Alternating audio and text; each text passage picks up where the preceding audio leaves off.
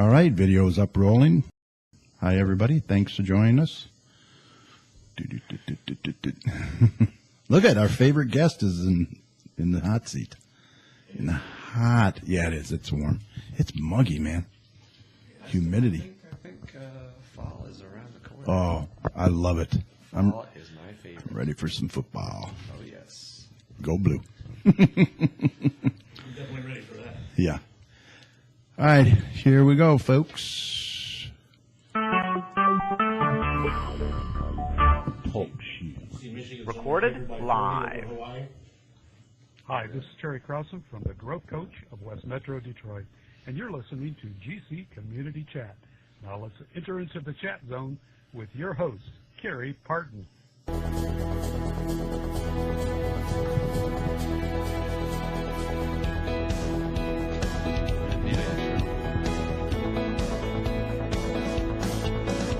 Good evening and welcome to Garden City Community Chat. This podcast is dedicated to promoting our community and yours, offering news you can use and much more. And now, Garden City Community Chat.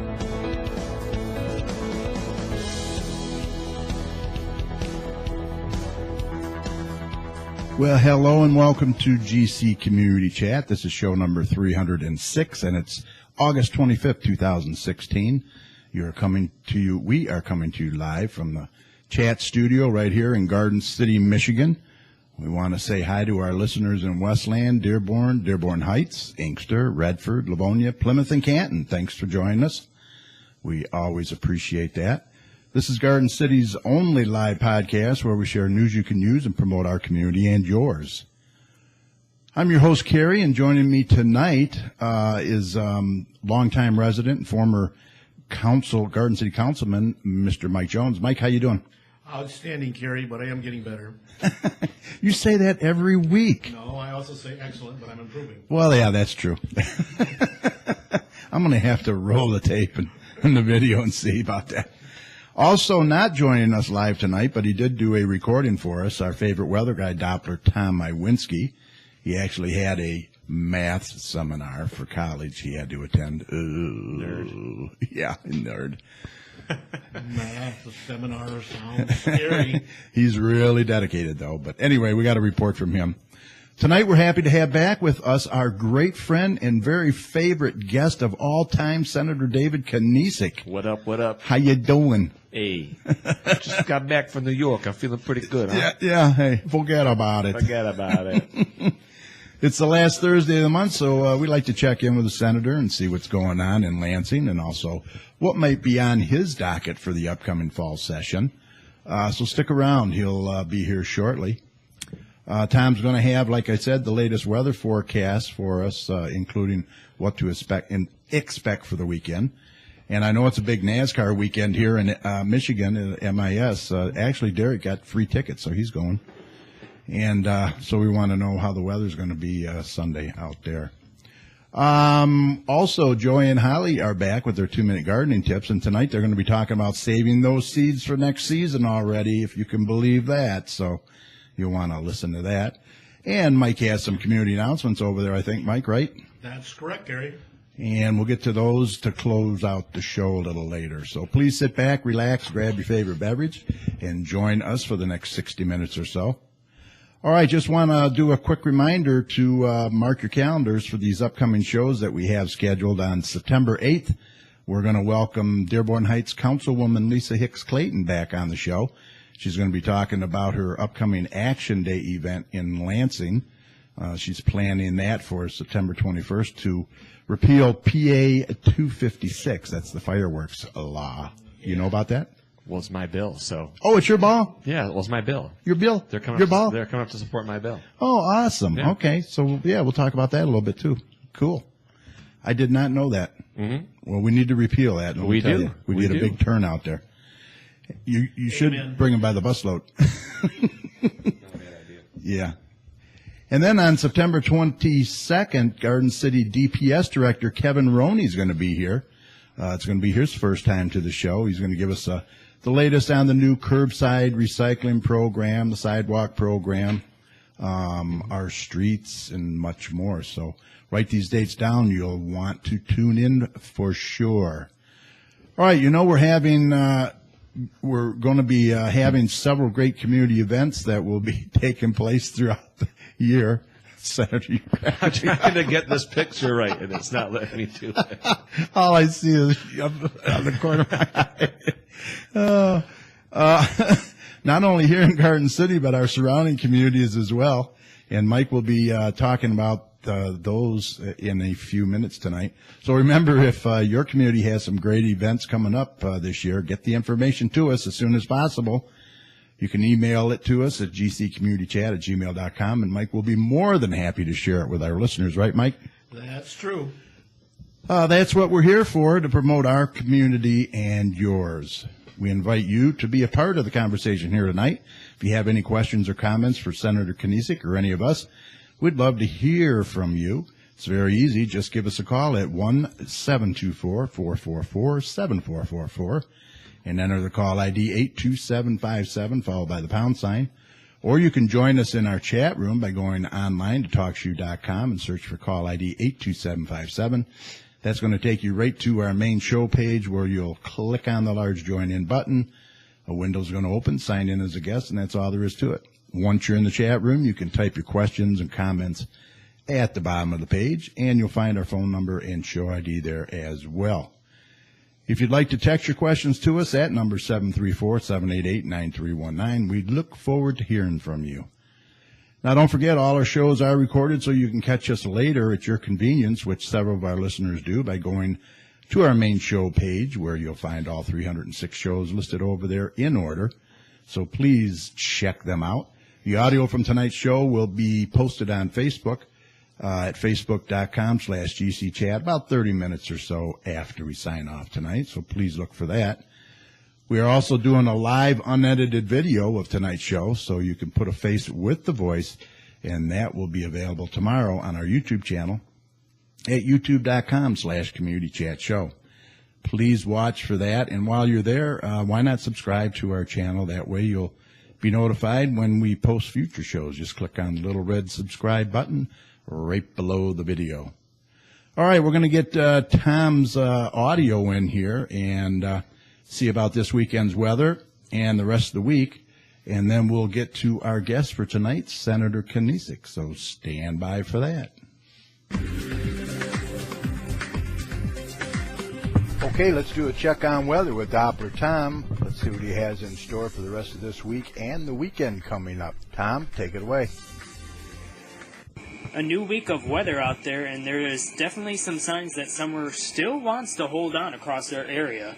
With the warm temperatures this week, back into the 80s with a lot of humidity at times during the afternoon and evening hours, and we dealt with a lot more rain this week as well, especially on the weekend and, of course, last night, which is much needed rain. So we'll take anything we can get, and as we get through the rest of the evening, we'll probably see a little bit more rain. It's not going to be as widespread as it was last night, but some on and off pockets of rain are definitely likely this evening as a cold front begins to move through our region. And it doesn't look like it's going to bring any big problems to our area, but it definitely will be some on and off rain throughout the evening hours before tapering off after midnight.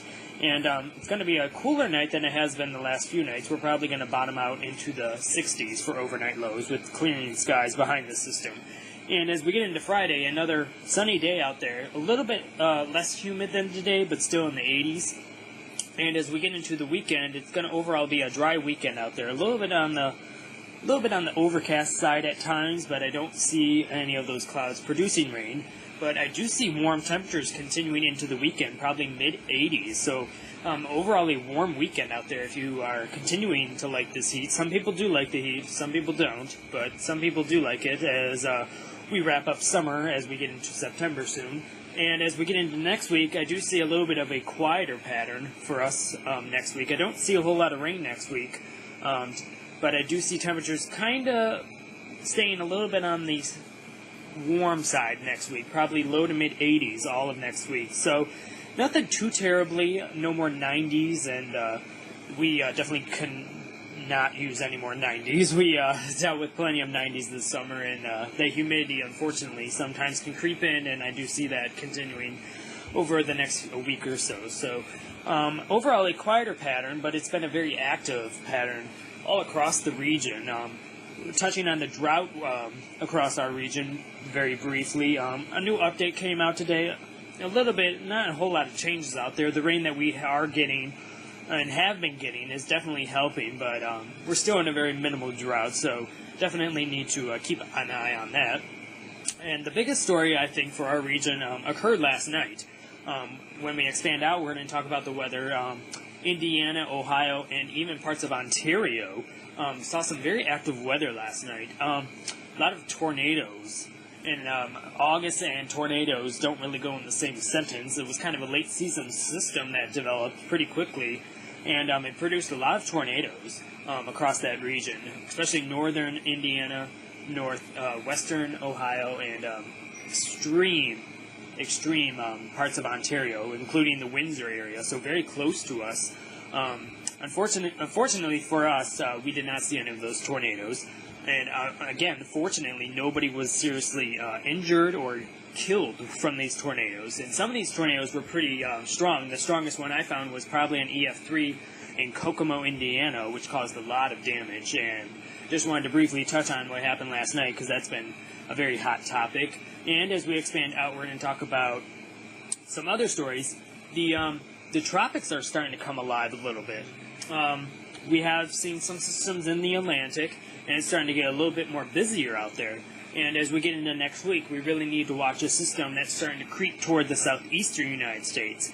Anywhere along the coast across the southeast definitely needs to stay tuned to this system, because it does have the potential to strengthen and definitely produce some stormy, squally weather across the region. And it's too early to know whether we're going to probably get anything very powerful to head into Florida.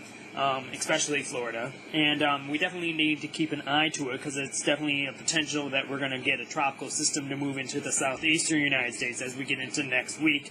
And Florida has been kind of missing these systems over the last decade, and this is definitely something that you definitely need to begin to wake up about, because it is the hurricane season, and you definitely need to have a hurricane safety plan just in case something happens out there. And switching to some other stories out there, the West, unfortunately, are still dealing with the wildfires and the drought.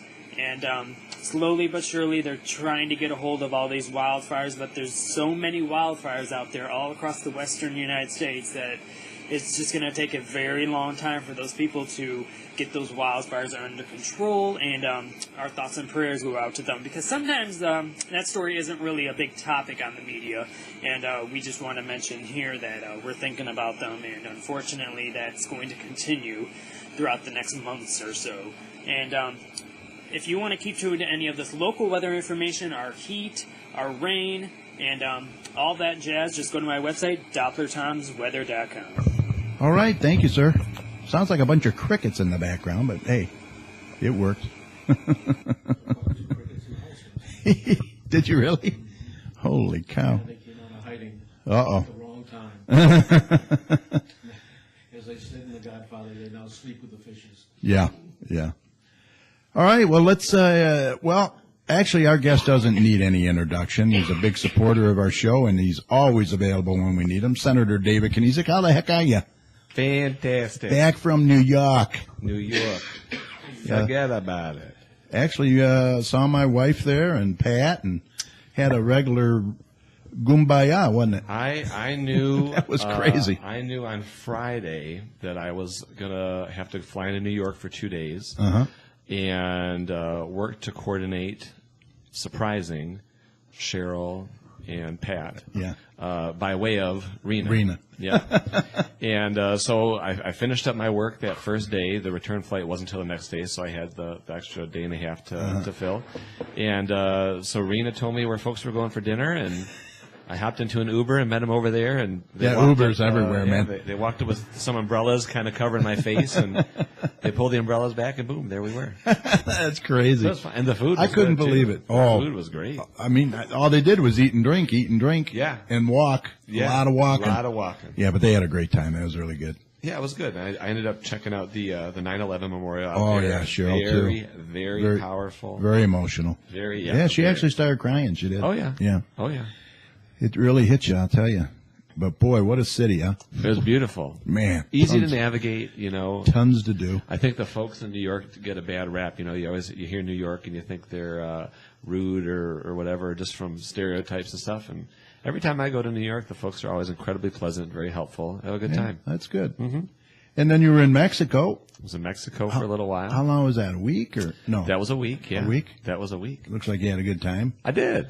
It was the first time I've ever taken. It was a vacation. It was a vacation. It was the first time I've ever taken a vacation Well, that's well deserved. out of the country. So I had a good time, and now we're back in the swing of things. And was in Lansing the last couple days, and So are you back in session yet, or? we had a session day yesterday. Okay. No votes, but I had two committees, energy, which is actually a good topic for tonight, and then the second one was really on some of the changes that are coming down the pipes relative to policing and incarceration. Okay. And that's something that I've been really passionate about for a number of years now, for a number of reasons. One, I think you have a real moral and sort of social responsibility to be doing right by people, even when they make a mistake. But I also think there's a significant fiscal argument that you can make as well too. You know, when the state of Michigan spends more of its general fund budget on corrections than anything else, Wow. that's really concerning to me. You know, you look at some other countries who, you know that the problems aren't unique to the United States when it comes to crime, but other countries that spend far less have much better outcomes. And, you know, for a lot of people in this country, the only solution to, you know, reforming corrections or stuff like that is more bars, higher walls, and more guards. That doesn't necessarily do anything. No. You know, what somebody said a very powerful statement the other day.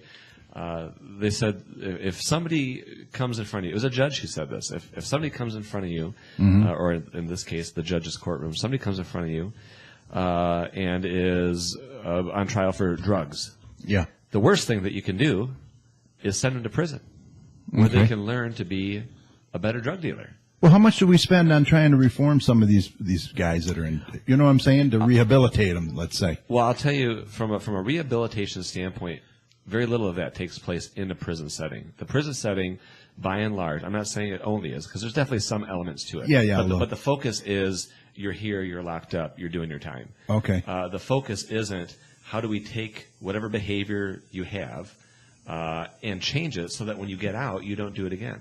Yeah, because eventually, I mean, they are going to be out there. So that is one of my favorite statistics, and why I try and justify the need for looking at this so critically.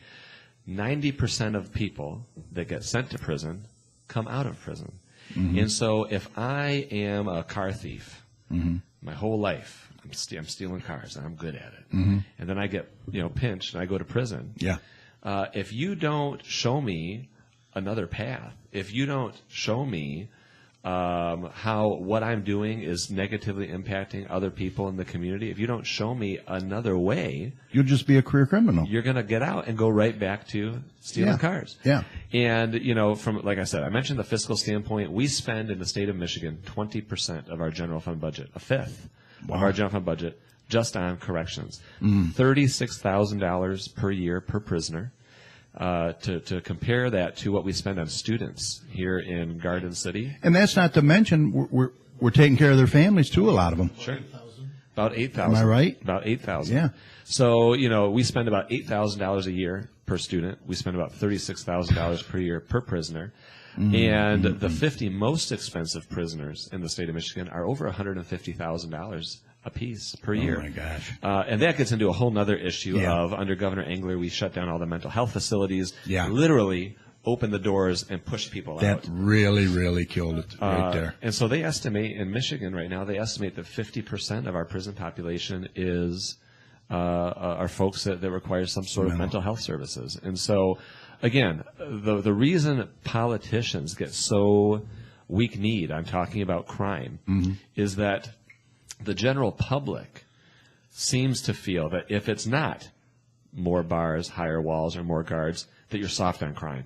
Nobody wants to be seen as soft on crime. I want to be tough on folks, and I want to make sure that they don't A, reoffend, or B, offend in the first place. The best and the crime is crime that nonviolent never takes place. criminals too. I mean, So they're looking at reforming a number of the things. They're looking at reforming some of the sentencing guidelines. The folks who are in their late 70s and 80s sitting behind prison bars. Folks who are first-time offenders. Folks who are nonviolent criminals. The whole nine yards. And a number of folks who are in prison right now for say marijuana and stuff like that. These things are going to be re-examined over the next couple of years when the rules and the regulations on marijuana change, because again, they will. It will. So it's just interesting. It's a very interesting topic. It's a very emotional topic.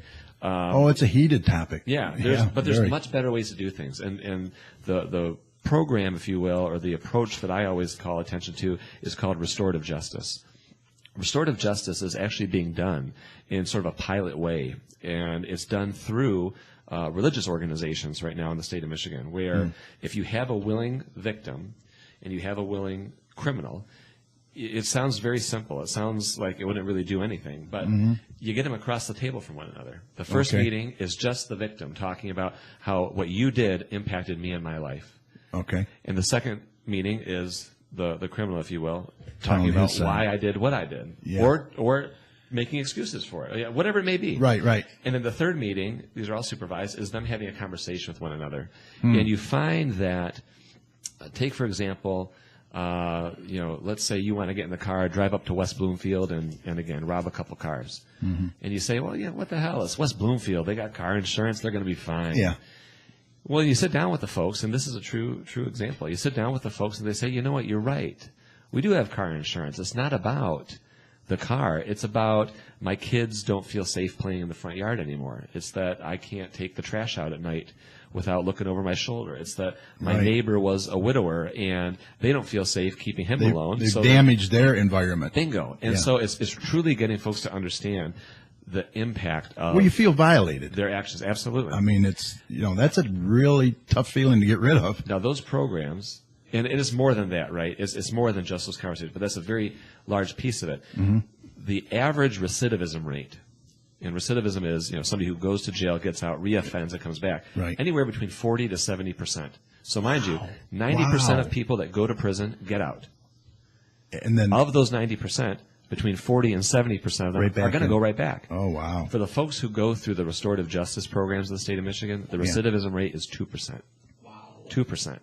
Holy cow. I mean, like off the charts. That is. Close. Jesus. And, I don't talk about it often. I don't talk about it openly. I go into the prisons maybe once or twice a year, meet with some guys, meet with some girls, talk to them. And especially talk to them if I know they're coming back to my community. Yeah, right. So I was at Jackson Cooper Street a couple months ago and met with two guys. One was coming back to the 5th Senate District. Another one was going to the northeast side of the Senate District. And I just said, you know what, when you guys get out, consider me a resource. I'm there. If you're feeling lost, if you're trying to get back on your feet, if you can't do whatever. You're getting that itch to do another crime or something. And part of it, too, Kerry, is I personally am somebody who obviously I believe in second chances, and if you reoffend and you pay your debt to society and you come out, you've done your time. It's funny you mention that, because I don't know if you watch Fox 2, Let It Rip, but they had this exact topic on there. How one woman felt that, you're a felon, you need a second chance. They can't get a job. And then they had the opposite of that, Well, it's not even that. I mean, if you have a felony on your record, you're screwed. You're screwed, buddy. Well, and so here's the thing: nobody is saying, if you have a felony, that you should just get something, right? Right. If you have a felony and you're qualified for a job, then you should be able to compete for that job.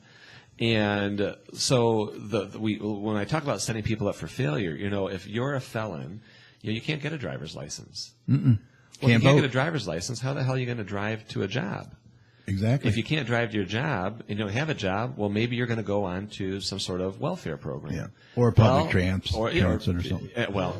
But still. Which would be another story if we had comprehensive public transit. Exactly, right. That's why I brought that up. So you realize it's just this continuing down, and I'm not trying to make excuses for anybody. Right. I'm just saying people make mistakes. Yes.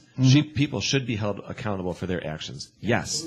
And when they pay their debt to society, they did their time. Why do we keep setting them up for failure? Yeah. When they come out, and then we act like we're surprised. Yeah. When they reoffend or go That's back. true. I mean, it makes sense, you know. We could be spending, if I'm not mistaken, the entire state of Vermont, their criminal justice system is restorative justice. You have places over in Europe, you have school districts that do it. School districts do it when it comes to bullying between students and cutting down and stuff like that. It really is quite fascinating. And I mean, let's be realistic. It's not going to work for everybody. It's you know? not. It It's isn't. not. I mean, And some guys are just going to be And this- career criminals. So what you're saying right now, what you're pointing out, is what people use, I think, as an excuse to Majority. take no action at all. Yeah. If we can't stop everything, we shouldn't do anything. Mm-hmm. That's the same thing when it comes to gun safety. It's the same Yeah. when it comes to criminal justice. Oh, absolutely. Well, you know, there's always going to be criminal. Well, yeah, of course Yeah. there is. Right. It's Doesn't a mean we no-brainer. yeah, it doesn't mean we shouldn't Doesn't- change how we do things. Right, right. You know, Things there's definitely need to be addressed. There's and always going to be reevaluated. People, yeah, there's always going to be people who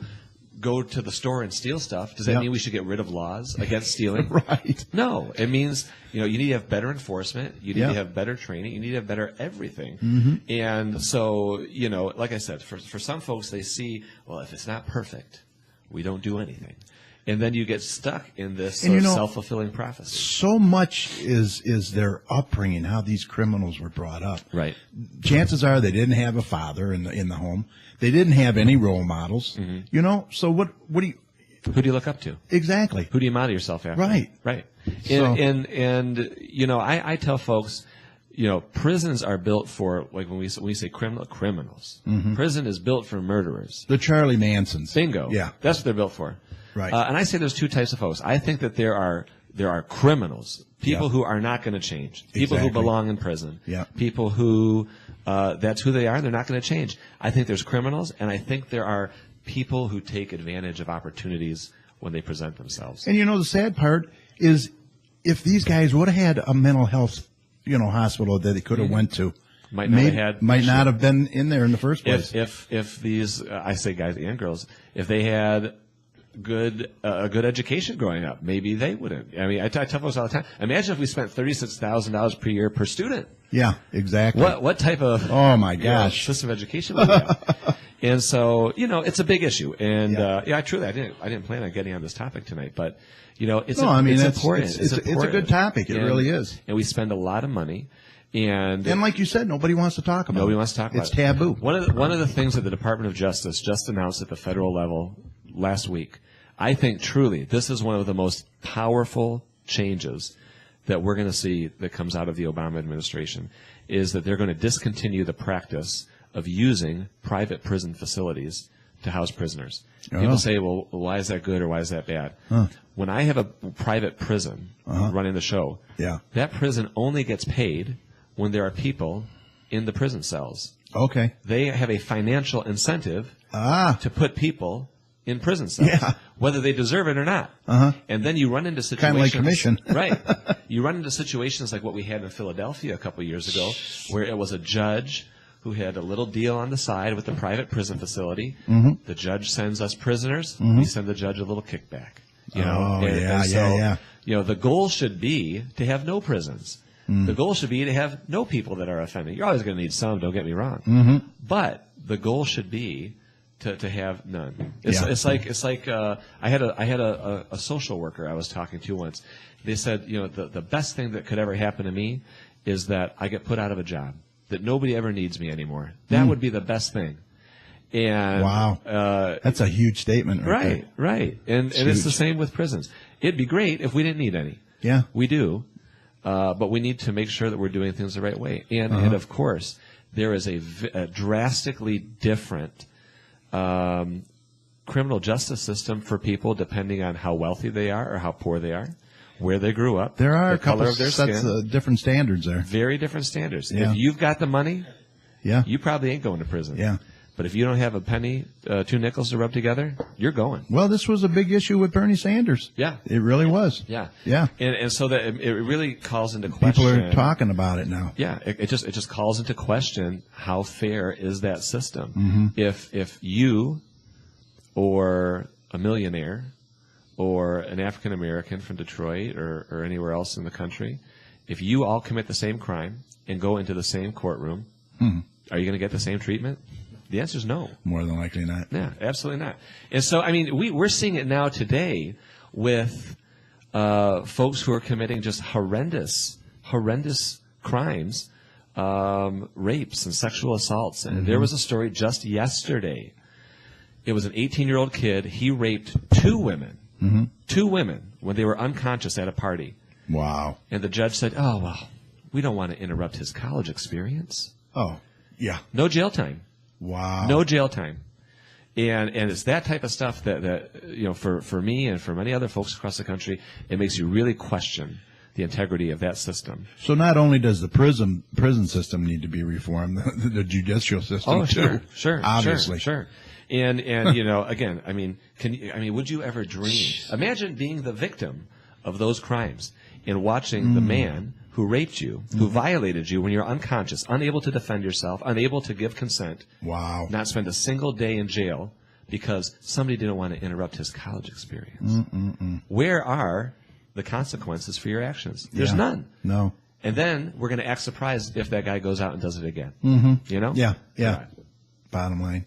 Wow. We got deep tonight, Ken. Oh, we're getting deep. Damn, we got deep. We're going to get deeper now, too. So what the heck is this about the State Business Development Board unanimously approved Tuesday about $35 million for out-of-state multinational advertising and public relation companies to do state marketing, even the Pure Michigan marketing. So this is Are you kidding? This is not the first time this has happened. So first, let me just ask you, doesn't the House or the Senate or any of you guys have any say in this? So in terms of awarding the contract, we don't award the contracts. Could we do something that says $35 million if we're it's talking. a contract for such and such purpose, it has to be done this way? We could do that, yeah. Somebody may have already requested that bill. Oh, you think? Yeah, we requested it today. So you know, and that's how I mean, some things play out in the legislative process. So this board has that kind of power to approve stuff like that? Well, so the board itself, you know, is charged with the responsibility of handing out the contracts, the hiring, and the firing. It's the same thing like, you know, Garden City School Board. They're responsible for hiring and firing the superintendent, not me. I know, and every time they contract outside of our city or somewhere, that pisses me off. Yeah. Well, and in this case, like I said, it's not the first time it's happened, but you've got $35 million worth of contracts going to an out-of-state company to advertise Pure Michigan. And some folks point out, and so to be fair, this company has an office in Michigan. Okay, well, but yeah, and they're award-winning and all that. The profits ain't going there. No. It would be great if we awarded a contract, specifically a contract that's supposed to advertise what's so great about Michigan to a great company in Michigan. Yeah, wouldn't that be nice? So, you know, it's one of those things, it's, you know, you look at it and as a private citizen, I look at it and I say, God, there's no wonder people hate us. You know, when they see some of the stupid things government's doing. It makes you look bad. Yeah. Really, really bad. So, you know, like I said, we've got legislation that we began working on today, and we'll, you know, depending on how quickly we can get it done, we'll introduce here before the end of the year. And to be forthright with you, we are going to be done in December, and everything resets. So how soon is that contract going to be awarded? I mean, do you have time? I think it's almost immediately. Oh. It would be for everything after this going forward. Okay. It would be everything after So this it's a going done deal then, yeah. basically. Oh, yeah. Wow. They voted, it's done. Yeah, voters aren't happy. No, they're not. I mean, and rightfully there was so. no. Rightfully so. Yeah, I don't blame you. So with time running out this year and also being an election year, you probably don't see much getting done. You know, it depends on what the issue is, and it depends on how lame duck goes. It depends how elections go in November. So right now, and this is just factual, I'm not being partisan, this is just factual. In Michigan right now, the governor is Republican, Yeah, the Senate is Republican, and the House is Republican. So they control all three. yeah. If Democrats flip the House in November, that Do means you think there's a good chance? there's a very good chance. Okay. And I think Trump is helping us all the way. Oh, he's helping a lot. So we're getting partisan. I would now, hope. Carrie. Stop I would it. hope. Yeah. So Stop it. Stop it. Stop it. So if Democrats flip the House in November, well, they don't take control until January. Right. So come January, it'll be Republican governor, Republican Senate, Democratic House.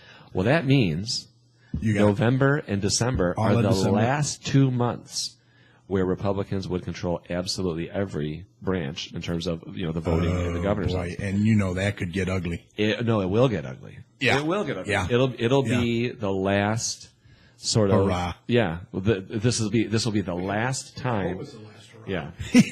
It'll be the last time that they have control of both houses and the governor's office. So anything that they want to do, they're going to have to do then. Or come January, you're going to have that sort of blockade from the House. Which, me personally, regardless of the party, I think it's good to have that balance because it forces issues to the middle. It moderates the legislation that's coming out. Yeah. You could pass something that's overwhelmingly conservative out of the Senate. You could pass something overwhelmingly liberal out of the House. It gets to the other chamber. It gets pushed to the center, sent back, approved, and onto the governor. And so it helps, it cuts down on the extremist sort of things that you see come through the legislature and allows good, sound public policy to go through and the really divisive stuff to get sort of killed. They had crunched the numbers the other day. 87%, I think, of the bills that we pass in the legislature are bipartisan. 87%. So it will allow those 87% of sort of the good bipartisan bills to go through. Kind of makes you feel good a little bit. Yeah. Well, it's it's nice you're working together, 80%. It's the other 13% that are so divisive and so emotional. You're going to have those hardliners like that. It's what dominates sort of you just won't crack those nuts. Nope. Nuts is a good word. Nuts is a good word. Very good. Oh, yeah. So it's possible that we could flip it? Very possible. It's going to be tough. They would have to pick up 9 seats. And it's a lot of it depends on what happens at the top of the ticket. What's going to be very interesting in Michigan now in terms of participation is the fact that a federal court upheld the ability for Michigan voters to vote straight ticket. Yeah, I saw that, yeah. Now, this is a very confusing issue to some folks. Yes. I feel very strongly about this because I think it falls in line with something that I believe very strongly, and that is we need to do everything that we can to make voting easier in the state of Michigan. Oh, absolutely. And folks say, well, I want to be able to go back and forth and pick who I want. And I have to remind them that you can. Yeah. You can. So come November, if things stay as they are, in a general, you'll have a couple options. You can go in and vote straight Democrat. Yep. You can go in and vote straight Republican. Which you always could do, right? Always could do. It's actually, we've had it and lost it 3 times over the last it was back and forth. Yep. Yeah. You can go in and vote straight Democrat, straight Republican, straight Libertarian, straight taxpayer, straight Green. Mm-hmm. Or you can just go and individually go back and forth who you want. Cross ballot. Yeah. Right. And some folks say, well, they don't want it to have straight ticket because it discourages voters from reading into whatever, or investigating whoever. Again, that's not your business. It's not your vote. Mm. You should not be infringing on somebody else's ability to decide for themselves that's how true. they want to vote. Right. You should have the option. Yeah. And so that's the thing. I say number one, it's not a mandate, it's an option. Right. Number 2, and this is why this is also very important, is the lines that this would create in the state of Michigan. So right now, let's use round numbers. I can go in, I get my ballot, I say, I'm voting for all Republicans this year. I blacken in my Republican-only button. Well, it takes me 30 seconds, okay? Mm-hmm. And now I turn it, and I'm out the door. Mm-hmm. Well, if that's taken away from me, and I still want to vote straight ticket Republican, well, now I've got 50 different bubbles. I've got a bubble in, Republican. Right. Maybe that 30 seconds, let's be conservative. We're voting Republicans. Let's be conservative. Yeah. Maybe that 30 seconds now becomes a minute. Uh-huh. We know it's more than that. Oh, it will be. But let's just say it becomes a minute. Yeah. So 30 seconds becomes a minute. Well, if I've got 500 straight ticket voters at one precinct, 250 minutes of voting becomes 500 minutes of voting. 4 hours of voting becomes 8 hours of voting. So, when you show up to vote doubles. And you see this massive line, what's it do? Discourages the you. hell with it then. It does. I'm not waiting. It does discourage people. And it will. And the response should not be, I was in the service, man. I don't like lines. The response should not be, well, too bad. You should wait in line. That should not be the response. The response should be, why aren't we making it even easier? I'm there to do my civic duty. Come on, man. Yeah. I want to get in. I want to get out. Our time is important too, right? So that's the thing. People have jobs. Yes. People have responsibilities. Families. Right. And I tell folks, maybe this wouldn't be as big of a deal if we did other things to make it easier to vote. if we did, we call it motor voting, where when you register your vehicle, don't give me that smirk. When you register your vehicle, you're automatically registered to vote. Okay. Maybe it wouldn't be a big issue if we allowed for expanded absentee voting, where you don't have I was just going to say that. just if you want to Give vote out more vote absentee ballots. It wouldn't be as big of an issue if we allowed for expanded early voting. It maybe wouldn't be an issue if we mailed everybody a ballot who's a registered voter, like the state of Washington and the state Right. of Oregon, where they have over a 70% participation rate in their elections. Wow. When I got elected to the oh Michigan my Senate, God! If we ever had that, I'd die. when I got elected to the Michigan Senate in 2014, in August, it was a 6% participation rate in Wayne County. That's sad. 6%. That is sad. 6%. And so, what if we had these things that made it easier to vote? We don't. Yeah. We No, we don't. we have a Republican Secretary of State who wants to have no reason absentee voting, and her party annihilates her every time she tries to bring it up and says they will not put it through the legislature. So, the straight ticket thing, feel how you will about it. But at the end of the day, it is a tool. It is an option that makes it easier for people to vote. But voting's rigged anyway, right? It's What? Isn't I that don't what think Trump so. said? Oh yeah. Well, Voter ID and all that. When you're It's all expecting, corrupt, right? When you're expecting to lose, you'd probably preempt it all with some sort of corruption. Oh, my God. That's another thing that's very Voter fraud. Oh, come on. It's another thing. Are It's you a huge serious? fallacy. They Very little. It's been proven. They have a tally of the last however many years, billions of votes cast. Yes. And I think that they've got maybe 35 to 40 cases of legitimate voter fraud. Yeah, I think I heard that. That's yeah. documented. Yeah. I mean, it's so low and ridiculous. Yeah, and it's so difficult nowadays to present yourself as, somebody that Right. you're not. Yeah, So, they're going to go in and they're going to vote 5 or 6 times for Hillary. Yeah. Hey, Come on. I wish I could vote for me 5 times. You're not on the ballot. Thank God I'm not on the ballot. Isn't that? Oh, man. That's a great feeling, eh? Well, it's good because you actually have time to do the job. Yeah, and, you're and not regroup. constantly- What are you going to do? Right. Right. When you're running every 2 Plan years, your agenda. And I've said this 1,000 times. I know I said it on the show before. When you get elected to ridiculous. the House of Representatives, in your first term, that first year, you're just trying to learn what the hell to Yes, do. exactly. And then by the Exactly. time you kind of have an idea, time to run for re-election. Should we all mute our mics? Yeah. Between you and Mike, I don't know. Time to run for re-election.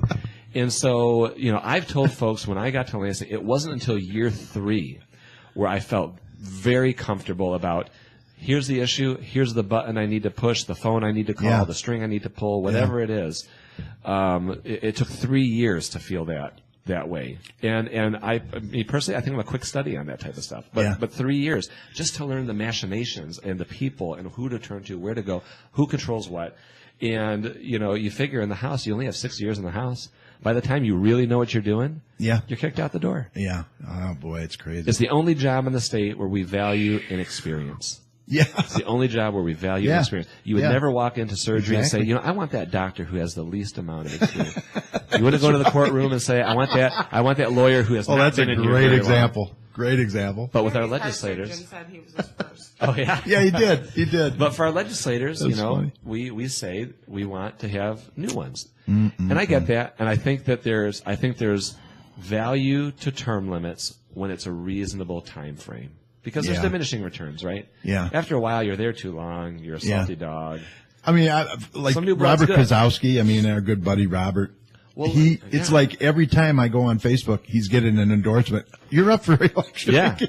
Well, You and kidding then me? think about, me personally, I said it again. We do have term limits every 2 years. If Yep. you don't like them, throw them out. And it happens. Yeah. It happens. Yeah. And I've got a number of friends. I hate to say it, I've got a number of friends who they'd done the job for 10, 11 years. They got a little too complacent. They got thrown out. And in the process, what we lose people like Richard LeBlanc. We are going to lose people like Bob Kozowski. Well, I hope Bob comes to the Senate with me, but Yeah, that you would know, be- you look at that would all be these good. really good former elected officials Exactly. and say, man, what if Yeah. they were able to keep doing the job? How good would it be? I know. Let's. Glenn Anderson, yeah. Well, I'm kind of glad that Glenn got term limited. Hi, Glenn. How are you? It gave me a Thanks seat for to, joining us in the It chat gave me room. a seat to run for. Sorry, Glenn. I'm sorry. I love you. I'm sorry. He does listen, you know. I know. So let me mention this the bill to repeal the fireworks, the big rally that's coming up. Yeah. Let's talk about that a little bit. So if I'm not mistaken, there's 1,000 of these things. The two bills I introduced were Senate bills 450 and 451. And these repeal the fireworks changes that were made just a couple years ago. It takes us back to where we used to be. And what really fueled it for me was, one, the feedback that you got from residents locally, and two, we had enough local units of government pass. Was there a survey of that went around? I don't know. But I had enough local units of government pass resolutions saying that they wanted to. So Dearborn Heights did it, Garden City did it, Redford Township did it. Well, I'm sure a lot of you got phone calls, you know. A ton. Oh, my God. And so, Something has to be done. It's a nuisance. And, the law says the day before, day of, day after a national holiday. It'll be 2 weeks before and after a holiday. And you're I just heard fireworks again a couple nights ago over here. Yeah. And, I mean, come on. So, it's your house. It was your house, I think, coming from your it house. was. Halfway between the 4th of July and Labor Day, I think. Yeah. Right. So I know folks are coming to Lansing to lobby in support of it. And so you've got my bills in the Senate. A representative named Henry Yanez has the bills in the House. Okay. And so, it's the So two do you of think- us that are pushing it. Is it getting any We're getting some traction. traction. We're getting some traction. I think he's getting more traction right now in the House from members. It takes 56 votes to get anything done, and I think he's pretty close to 56. So You we can need have to the votes. publicize that a little bit more than maybe, promote it. We're trying to we're thinking about doing an online petition that can be spread around the state. I know some people have done I like it, but that. One that's specifically tied to the legislation. The lobbying days are going to be effective. I don't know who folks are meeting with. I know they've called my office to come in and meet, and I said, And that rally you're more than welcome to, but 21st September? I think it's the 21st. Okay. Yeah. It's well, Lisa's such a going to big- be on too, and she'll talk about it a little bit more. Yeah. So that's a big one. It's a big one. Will it happen before the end of the year? I doubt it. But it's going to have to, we're going to have to keep pushing on it. Yeah, yeah. Well, let's hold their feet to the fire, that's for sure. Always. So let me ask you, what does 2 days and 5,255 mean to you? It means the number of envelopes Well, I do my research. that we have stuffed for these residents in the 5th District. As of today, we're Wow. past 7,000. That was awesome, man. The first iteration is going to be 15,000.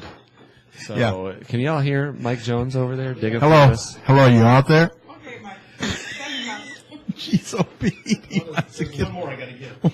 So we put together a package of stuff that I wanted to send out to residents, and so it's a Manila folder, a 9 by 12, I think it is, Manila envelope, and inside is going to be a letter from me, just saying, I'm not on the ballot.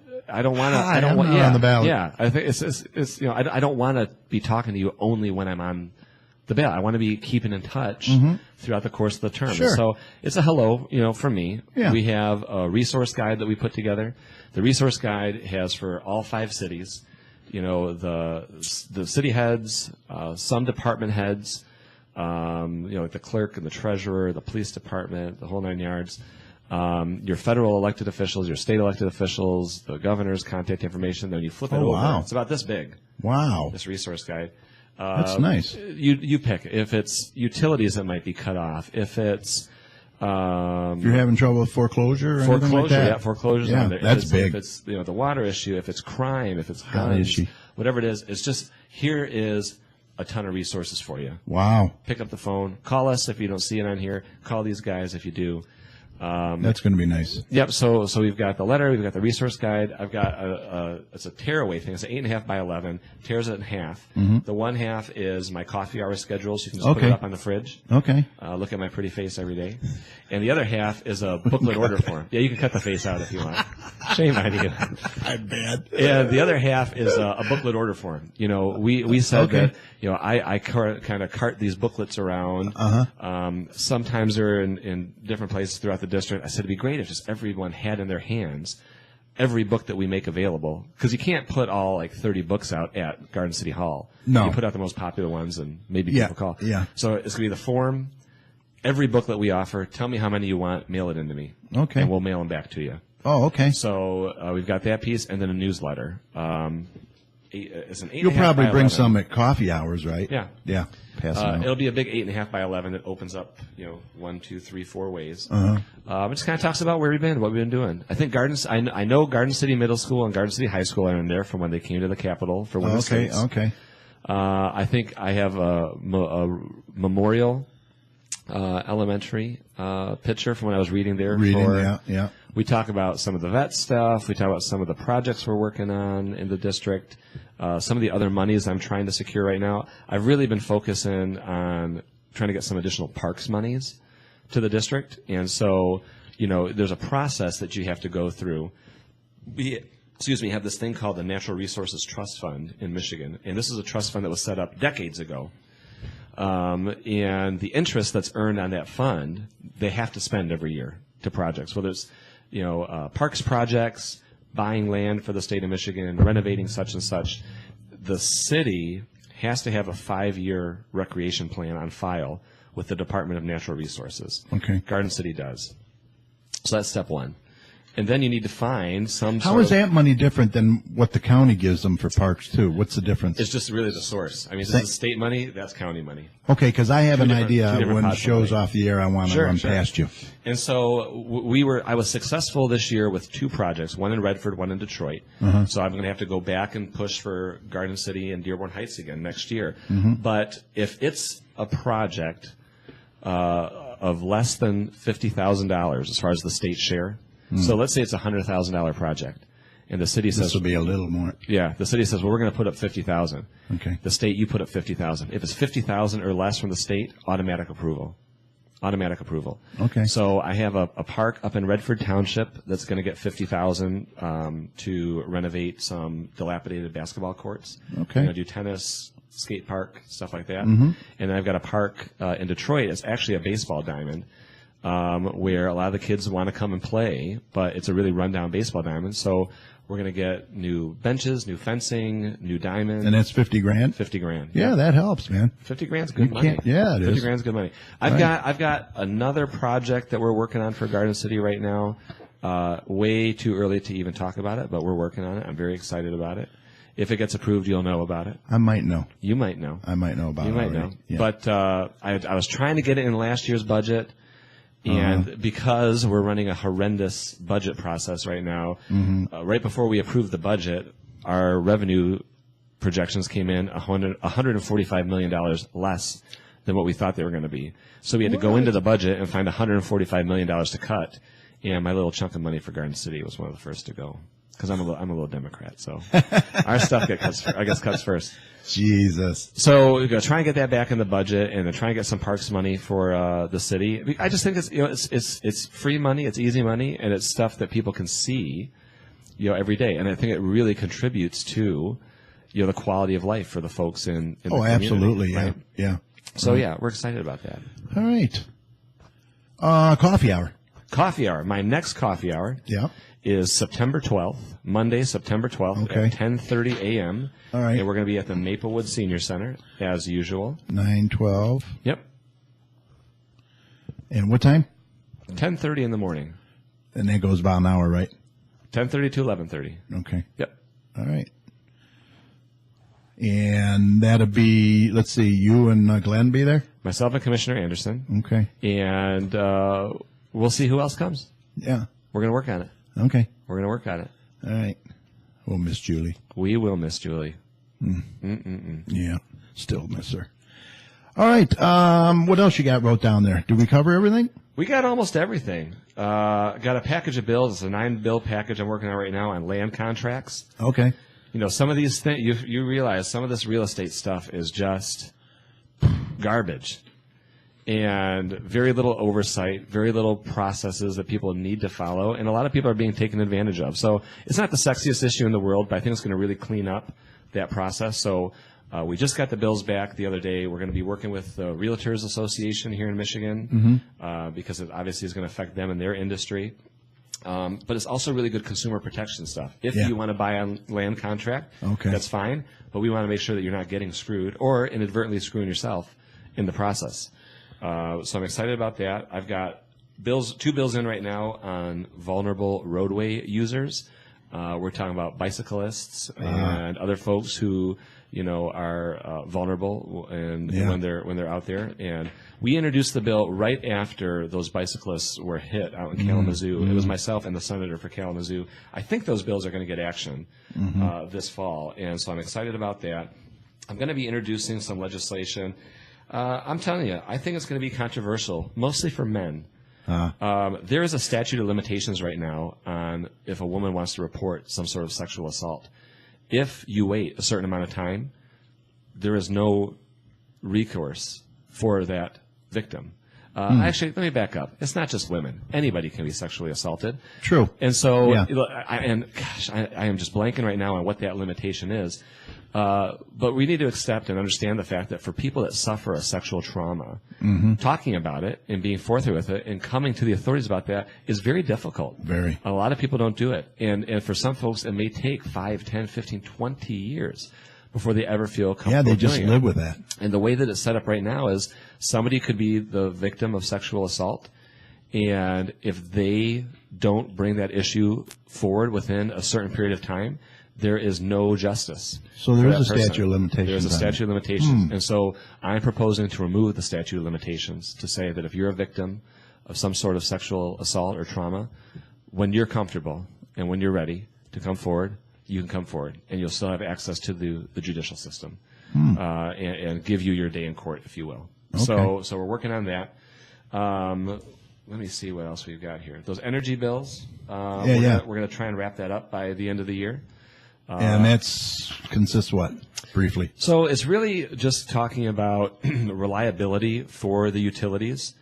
The problem Renewable is energy? So the reliability piece is one part of it.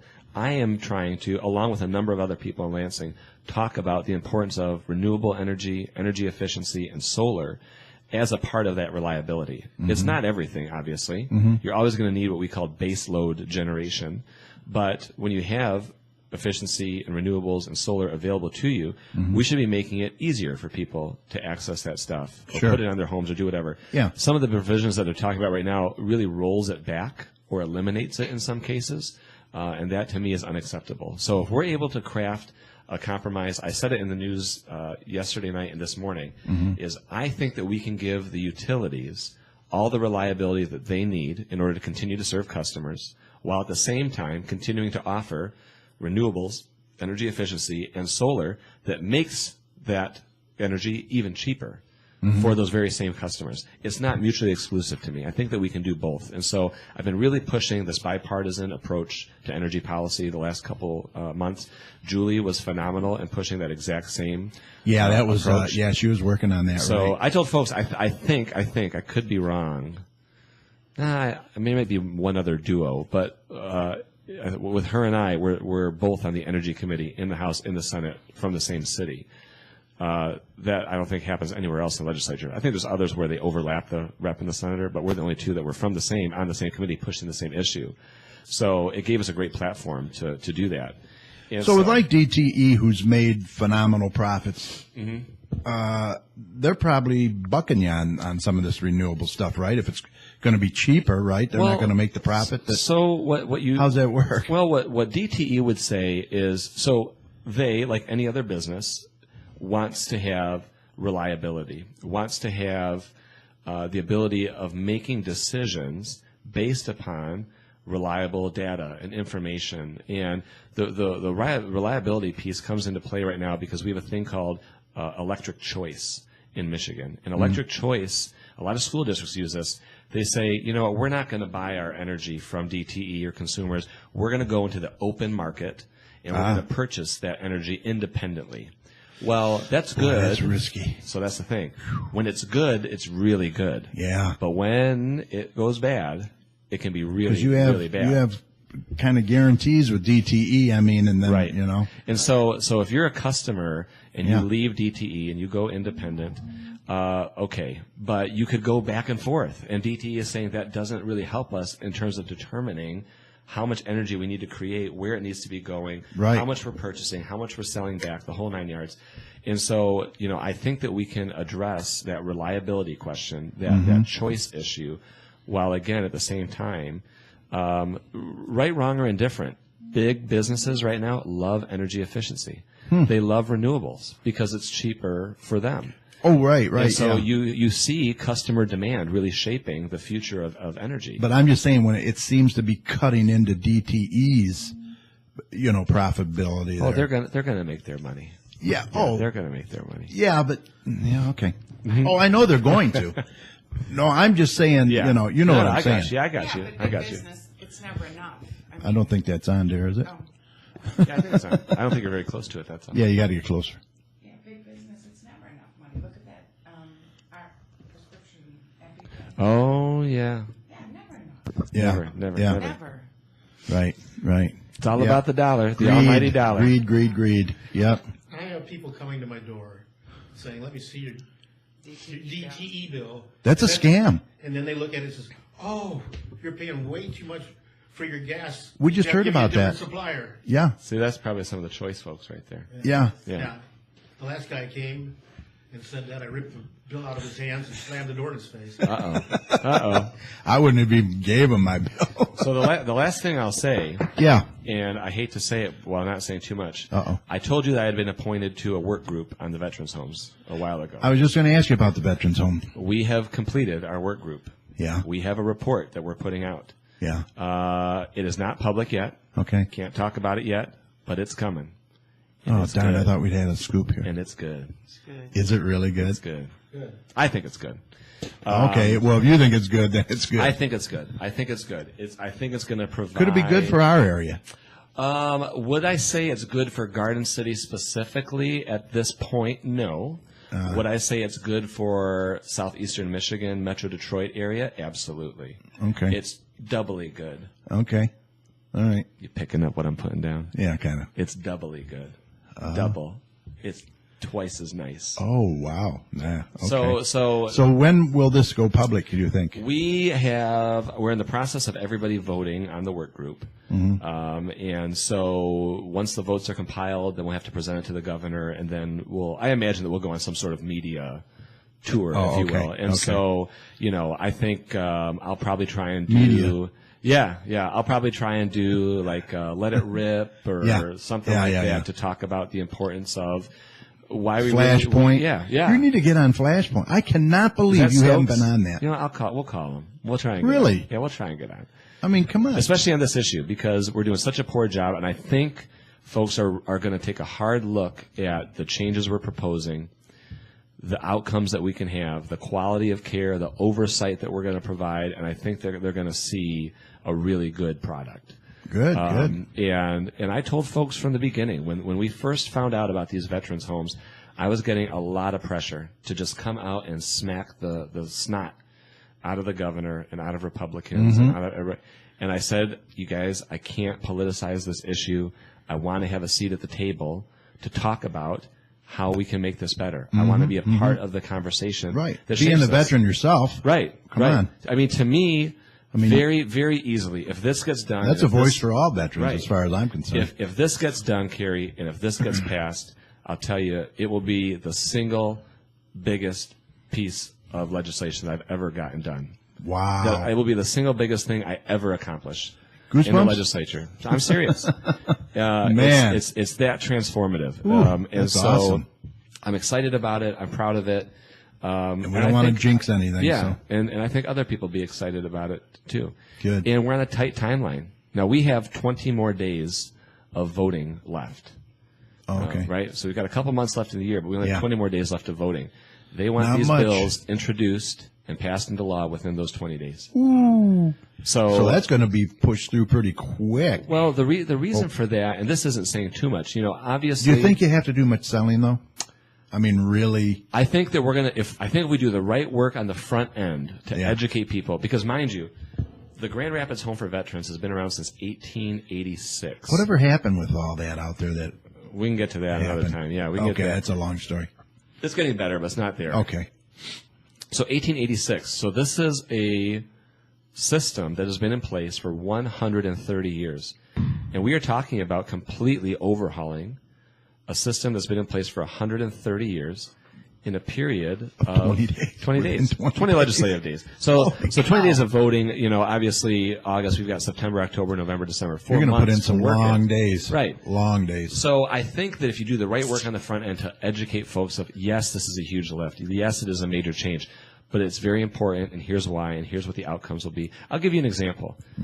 Right now, the Grand Rapids Home for Veterans is not what we would call CMS certified. CMS is the Center for Medicare and Medicaid Studies. Okay. CMS certification means additional money for the residents. CMS certification means additional oversight and inspections and reporting requirements. And it isn't CMS certified? It's not. It's not. And so in the most recent budget, Wow. this is what kind of spurred the whole thing. In the most recent budget, we had passed $5 million to say, make the fourth floor of the Grand Rapids Home for Veterans, make that fourth floor CMS certified. And we said, why are we going to piss away $5 million to get one floor done? Is it hard to the get whole- CMS certified? It's- I mean, is it's- it difficult? I don't want to say it's hard, but it's a higher standard. So you have to Which- you have to do more. You have to provide Which more. that's what we There's want. accountability. Absolutely. You have to have records and Right, we want that, though. Exactly. Yes, We want but it. it takes money. And it- Well, Well, so but this is why it's so important that we get the CMS certification. One, it provides that oversight and that accountability that we're lacking. Mm-hmm. And we can build an additional legislative oversight into it. So we'll have federal oversight and state oversight over any potentially further homes, new homes. so you'll have some skin in the game. Right. So that's number one. Number two, and I'm just going to use rough numbers here. If you were in a veteran's home and the VA said, Carrie, you rate $100 a day worth of care, $30,000 a year for your care. And Medicare came in and said, you know what, Carrie, we think you're worth $80 a day. So the VA would say, all right, we said you're worth 100. Medicare says 80. So we'll take their 80, add $20 to it. There's your $100. That's how you would do it if it was in a private facility. Private facility. okay. Because these are going to be state-run homes, there's only one type of facility in the whole country where you cannot have offsetting dollars. You can stack them on top of one another. And that's in state-run veterans homes. And so if we had or built additional veterans homes, got them CMS certified, and the VA said, Carrie, you get $100 a day, and Medicare said, Carrie, you get $80 a day, well, you get $180 a day. Oh, Almost wow. double the care that you would have received otherwise. And Jeez, so, oh, Pete. so we're looking at this saying, here is a great chance for us Big to opportunity bring there. in additional dollars. Okay, Cheryl, question. yes. Then what stops that facility from taking the 180, whether it's needed or not? Oh, they'd take it. I don't see why they wouldn't. But then that's almost like, because remember, insurance, healthcare fraud. Because if that veteran is getting the proper care for the 100 or even 120, by taking the additional money, those are tax dollars. If it's not really necessary, they don't need the additional care. They're gonna, every veteran that's in there needs 180. Right. So my response to that would be, one, a very generic, I don't think you can do too much when it comes to these guys. Okay. But, what we want to be able to do is to, I one, agree. from a care perspective, provide all of that. And then two, from a wraparound services perspective and a quality of life perspective, be able to provide things to these guys that they don't have otherwise right now. Not just for them, but for their families. And a lot of those dollars, truthfully, will go into the construction of new homes. So let's say you've got a $10 million facility. Yeah. The VA will help pay 65% of the cost of that construction the day you turn the key. And what we want to be able to do is to get these homes to be entirely self-sufficient. Because right now, let's say you're getting that $100 a day. You're getting $100 a day. The state of Michigan is still spending $75 million a year on top of that just to get the homes to where they need to be and to be able to offer the things that they need to be offering.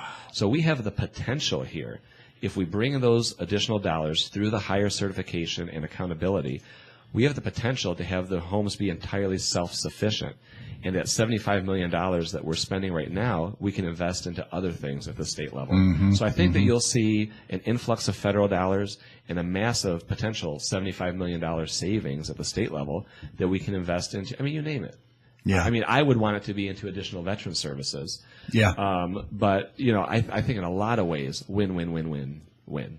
With Cool. the proper oversight. With the proper. With the proper Yes, oversight. you got to have that. You Yep. have to. Absolutely. Yep. All right, awesome. Well, we'll look forward to hearing about that. That's Yes, for sir. sure. So what else you got? Anything else? That it? That's it, man. I had All right. a whole list. We went through all the list. Yeah, we covered a lot. Mike, you got any comments? Anything you want to say? I was just thinking when you talked about flipping the state House of Representatives. I saw a poll, and I don't know how prejudiced it might be for one side or another. They had the presidential numbers, but they also had Senate numbers, and they said right now it looked like 50-50 Republicans and Democrats. Flipping that U.S. Senate Right. would be huge. Oh, yeah. Oh, yeah. For one- Yeah, for very one thing- huge. For one thing, it would eliminate the ability Huge. of somebody to block judicial appointments to the Supreme Court. Right. Yep. I'll tell you, that really is ridiculous. But you know, it's so funny. It's so funny because, you know, President Obama nominated Merrick Garland to the Supreme Court months Right. ago. And a lot of the liberals dislike him because he's he's a conservative. But a lot of the moderate sort of Republicans guy. loved him The Republicans love him, but But- they don't want to approve him because because it could potentially flip control of the court. Well, now that Donald Trump is their nominee and it looks like he's going to go down in a ball of flames, they're saying, my God, maybe we should take this guy. yeah, now they're and- scrambling. and not wait for who Hillary would put up with a Democratic Senate. You would Yeah. get an incredibly liberal justice oh, incredibly. at that point. And so Yeah, they're some- rethinking. They're some folks- regrouping. Some folks are saying, man, maybe we should cut our losses. They're circling the wagons. Yeah, maybe we should take him. Yeah, because it's not looking good for I'm Mr. going to call Trumpster. it now. I'm going to call it now. I think before he's dead and gone, you'll see Supreme Court Justice Barack Obama. Yeah. Yeah, you that's his name is going around. I think he will. I hear that. Yeah. I don't think it'll be right away No. because he's so young. Yeah, I mean, yeah. he's in his 50s. Yeah. That's so young. I mean, you consider Trump and Hillary are both 70s. 70. 70, right? 70, So, yeah. I mean, Obama is on his way out of office after 8 years. Right. And they've got 15 years Yeah. on him still. You know, it's really Yeah. crazy. He was And- elected so young. And almost as gray as they are. Yeah. Well, you see all those pictures of the president. I when- have. So I'll tell Oh you, my this is, gosh, you look so young. you're going to think this is Jesus. terrible. So they had this meme on Facebook, and it was, you know, Bill Clinton on his first day and his last day. Oh, I saw And you that. see, and then it was Oh, my George W. Bush his first day and his last day. Then Barack Obama his first day to now, and then they had Bernie Sanders, and the last day it was the Crypt Keeper. Yeah, I He's saw so that. old. I That love was Bernie. so- Don't get me wrong, I love Bernie. I do love too. Bernie. I like Bernie. But I like it Bernie. cracked me up. So Yeah. That's funny. All right. Well, thank you, sir. Appreciate very you welcome. as always You're coming very on, welcome. sharing your thoughts and everything with us. We appreciate that. I was just going to ask David if he's had any good times lately. we already talked We about already talked about that. You're late. Yeah. You missed it. Yeah. New York, Mexico. New York, Through Mexico. the The whole best thing. pizza? It was great pizza. It was great pizza. Yeah. No, he said he told me how he planned it all out and how to surprise you guys, and that was pretty cool. What if I did my whole interview like this from now on? Yeah, there you go. Like a- yeah, Yeah. yeah. Like And then you can hold the mic and let her talk. No, then you can like drop. when you- No, don't drop it. Then I'd have to order a new one. Yeah, okay, there you go. But yeah. Think about it. The senator rapping here. I think there were people that thought they were seeing a true New York experience, like I experienced seeing wackos in the middle of Starbucks going off on nothing in particular. But you And I did was- see the naked cowboy. I did. Made your day. I did see Yeah, okay. Cowboy. It's all you, Mr. Jones. So, yeah, they had a good Oh, time. we still got to do the gardening thing. We're going to do Joey and Holly. We're going to get them in here right now, and then we're going to close out the show. So let's get Joey and Holly in here.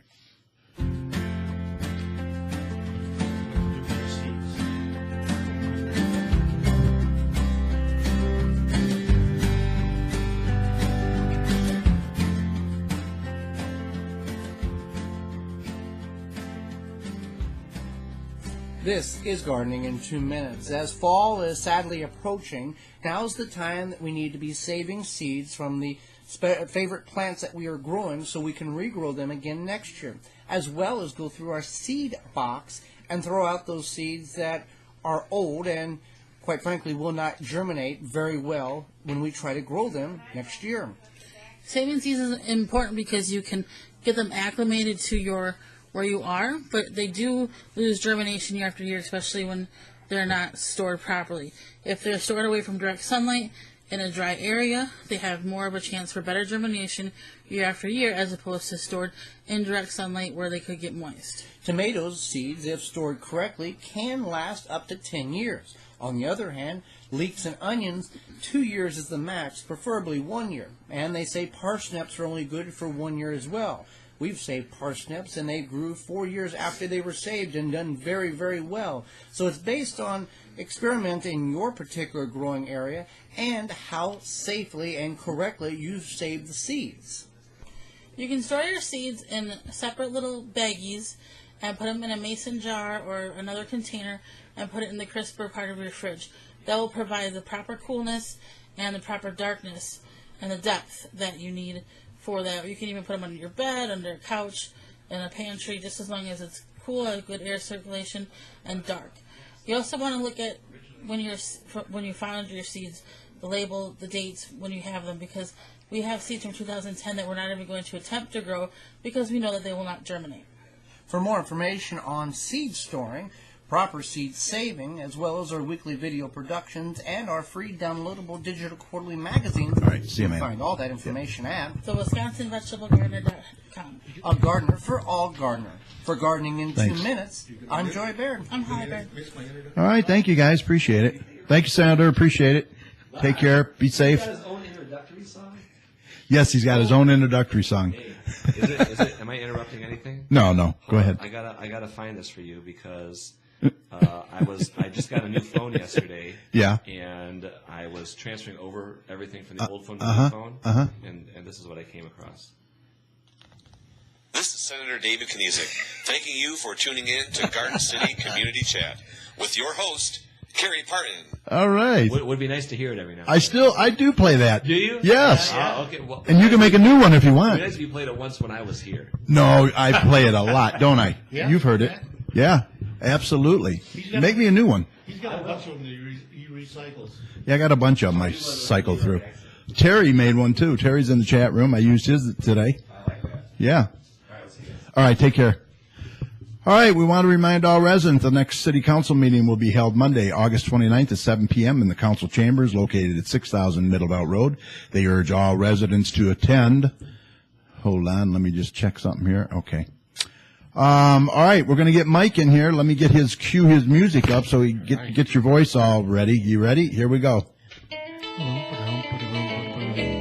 Well, that'll be the day when you say goodbye. Yes, that'll be the day. Okay, it's when time you for some make me cry, community say announcements. you're gonna So let's leave. get Mike in here. You know Mike, it's a take lie, it away. 'cause that'll be the day when I die. That is the highlight of your night, isn't it? It is. All right, what do you got, bud? I've had a busy day with a lot of things going on, but this was it. What a way to close. All right. All right. Now available. Support the Sandland Parade and get your, quote, It's a Garden City thing, end quote, t-shirt today. You can start ordering them. They're only $20. Sizes adult small to XXX. They come in a couple of different colors.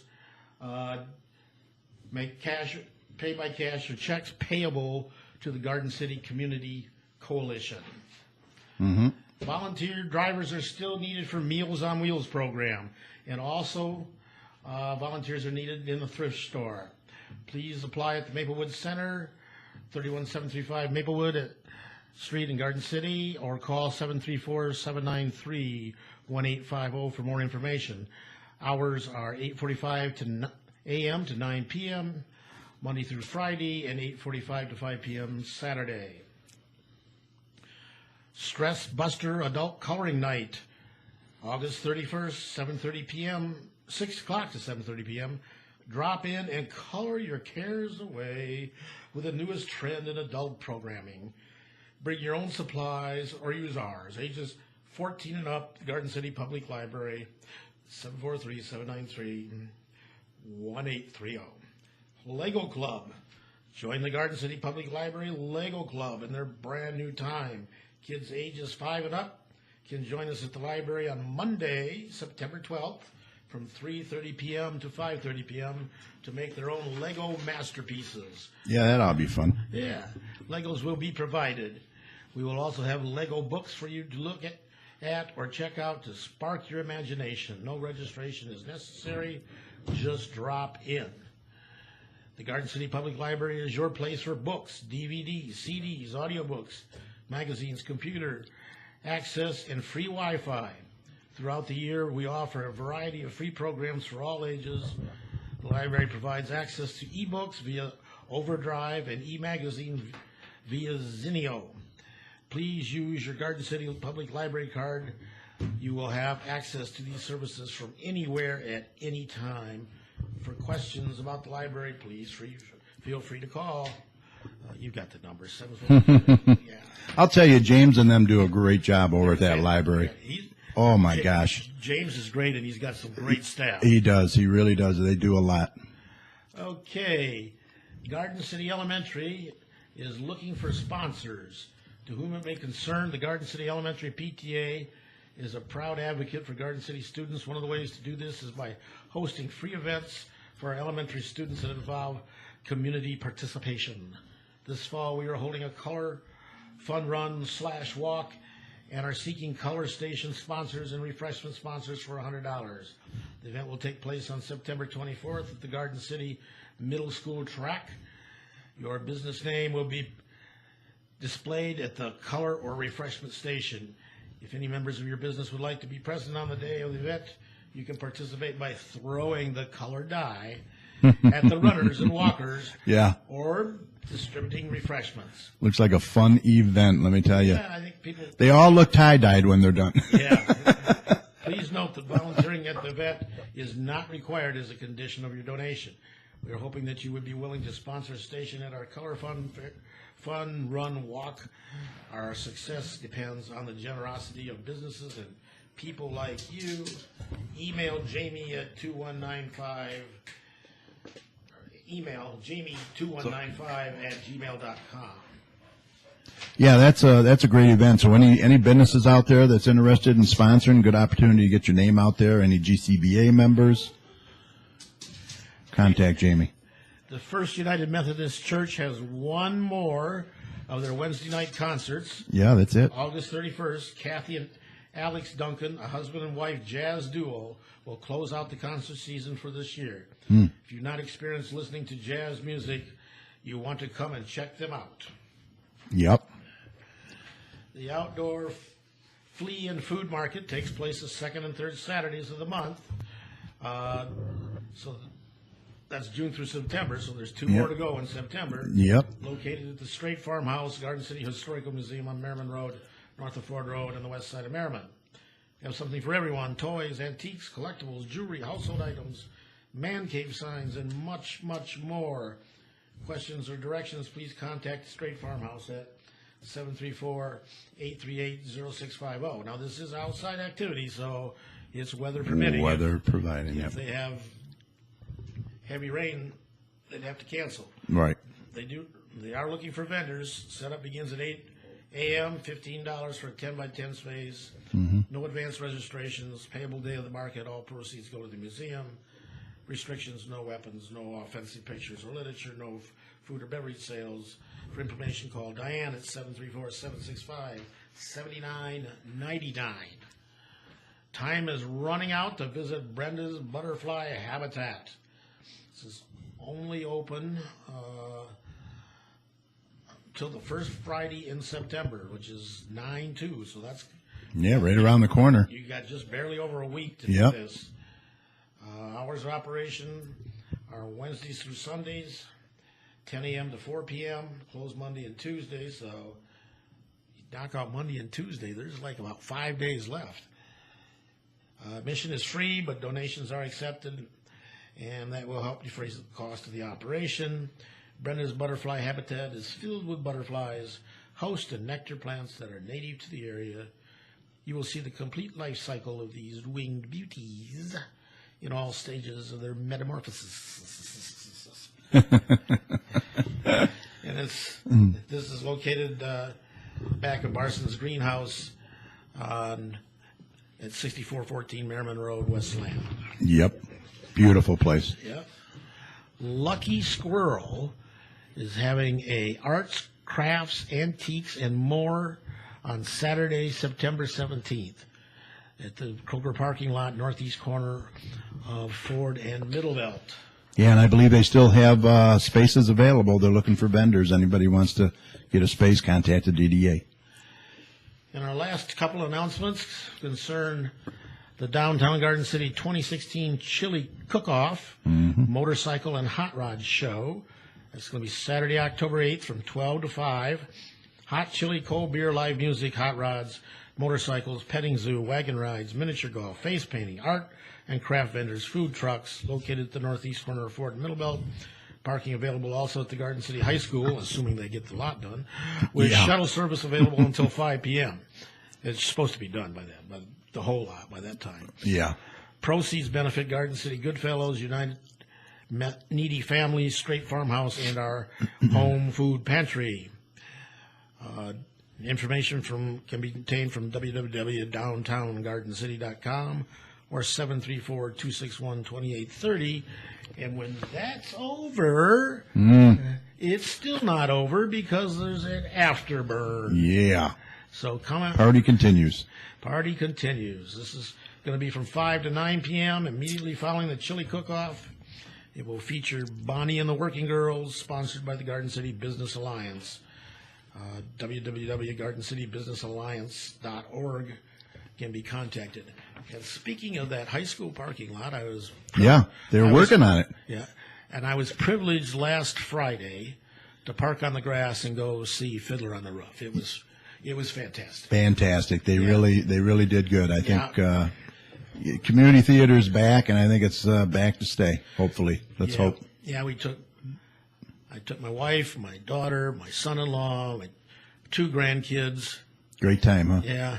Only problem is Grandpa paid for everything, and it wouldn't have been bad if I were a rich man. If you were a rich man, yeah. You know, I just wanted to mention GCBA member Jim Wagoner. He is the owner of CHI. He's also the principal, I believe, at Douglas or Lathers, one of them, I think. He had a nice article in today's paper in the business section.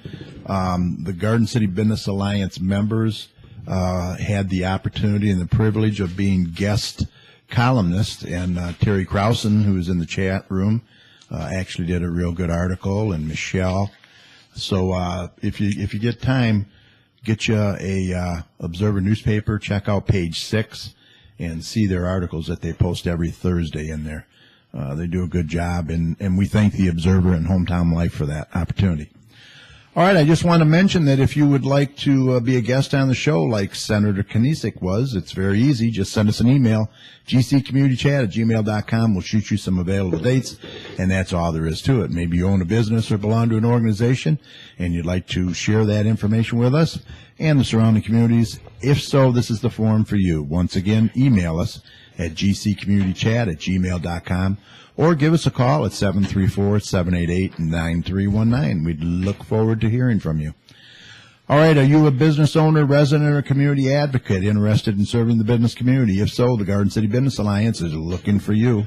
Becoming a member is very easy. Just visit our website at gardencitybusinessalliance.org, fill out the contact page, or give them a call at 734-788-9319, and that will get you some more information. Also, visit their Facebook page at facebook.com/Garden City Business Alliance. So why not consider joining the GCBA and be a part of moving our business community forward? Or better yet, you can come to their next membership meeting as their guest. That's going to be September 9th, 9 a.m. at the Straight Farmhouse in the Grand Parlor. That is located at 6221 Merriman Road, just north of Ford Road. We thank the GCBA member Mark Hammer and all the folks over at the Straight Farmhouse for hosting our morning meetings for us. We really do appreciate it. So we hope you'll be able to attend. We'd love to meet you and bring a friend, bring a potential member with you. We don't mind. We welcome everybody. And consider joining the GCBA. Okay, before we sign off tonight, please jot down these numbers if you'd like to become a volunteer for any of the DDA events. They need volunteers for their chili cook-off, from what I understand. Give Kim or Teresa a call at 734-261-2830. The DDA office is located at 29213 Ford Road. And once again, if you want to become a member of the GCBA or volunteer for any of their upcoming events, like the Afterburn, we got that coming up. Give them a call at 734-788-9319 or contact them once again through their website, GardenCityBusinessalliance.org. Both the GCBA and DDA are working hard on events and dates right now, and we're always looking for volunteers. Please contact them today. Well, I think we're ready to call this a podcast. I want to thank our guest, Senator Kniesek. Boy, we covered a lot, eh? Yeah. Good talker. He just got back in session, so he's going to be a busy guy. Also, thanks to my co-hosts, Tom and Mike. Great job as always, you guys. Thank you.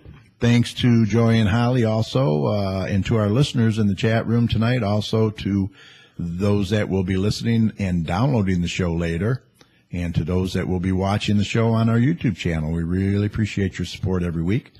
Remember, the audio from tonight's show will be made available on our Facebook page at facebook.com/GCChat shortly after we sign off tonight, and also on our main show page at TalkShoe.com, call ID 82757. Look for our video of tonight's show tomorrow on our YouTube channel at youtube.com/CommunityChatShow. And if you like what you see, please subscribe. Just click on that little red subscribe button right below the video. All right, remember, the success of a community depends on the community, so please support your local businesses. And if you see something, say something. Look out for one another out there. For all your weather information, be sure to head on over to DrTomsWeather.com. He's got a great little website over there, very user-friendly and very to the point. So on behalf of Tom, Mike, Holly, and Joey, this is Kerry saying take care and see you next week, September 1st already, next Thursday. Can you believe it? Right here on TalkShoe.com, show ID 82757. Be safe and have a great night. See ya.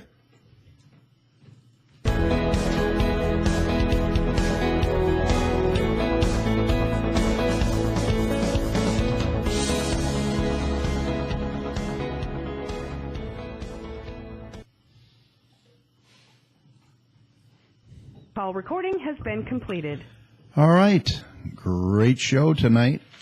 Thank you, everybody in YouTube land. We appreciate you for tuning in. Take care. See y'all.